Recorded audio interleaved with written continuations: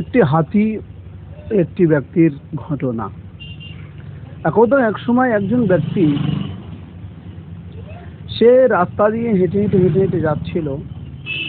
ঠিক সেই সময় তার চোখেতে একটি হাতি দেখতে পেল। পথের ধারে একটি হাতি বাঁধা আছে। সে হাতিটি একটি দড়ি দিয়ে বাঁধা।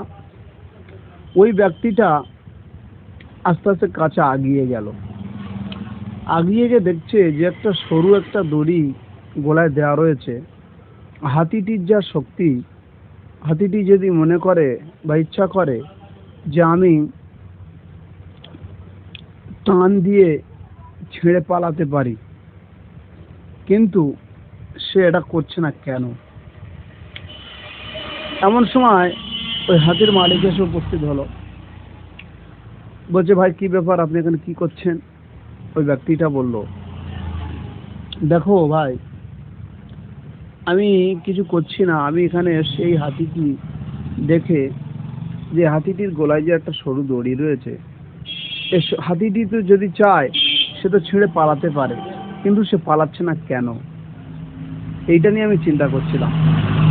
তো ওই হাতির মালিক বলেছিল, দেখো ভাই, ও হাতিটি ছোটবেলায় আমি যখন ওকে দড়ি বেঁধে রেখেছিলাম, ও অনেক চেষ্টা করেছিল, টানা হেঁচড়া করেছিল, ছিঁড়ে পালাতে পারেনি।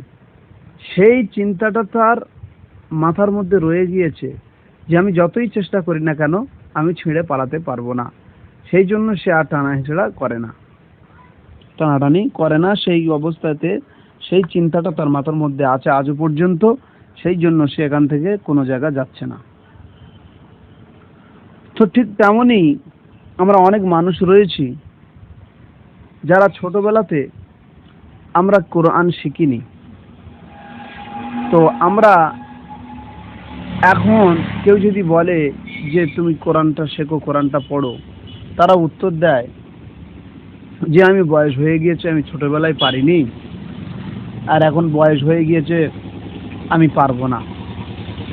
চিন্তাটা আমরা ওই হাতির মতো যদি আমরা চিন্তা করে থাকি, তাহলে কষ্টকালে আমাদের হবে না। তো আমাদের ওই চিন্তা থেকে বের হয়ে এসে আমাদেরকে আল্লাহ পাকের পাক কালামুল্লাহ শরীফটাকে আমাদের শেখার চেষ্টা করতে হবে। কেননা সমস্ত কিছুর ঊর্ধ্বে হলো মাবুদ মাওলা আল্লাহ সুবহানাহু ওয়া তাআলা। তিনি চাইলে সবই কিছু সম্ভব, তিনি চাইলে সব কিছু হওয়া সম্ভব। তো কোরআনটা শিখতে হবে আর আল্লাহ পাকের কাছে দোয়া চাইতে হবে। নিশ্চয়ই আল্লাহ পাক রহমত দান করবেন, নিশ্চয়ই আল্লাহ পাক কোরআন শরীফ পড়ার তৌফিক দেবেন। আল্লাহ সুবহানাহু ওয়া তাআলা আমাদের প্রত্যেককে পাক কালামুল্লাহ শরীফ পড়ার তৌফিক দিন। আমিন।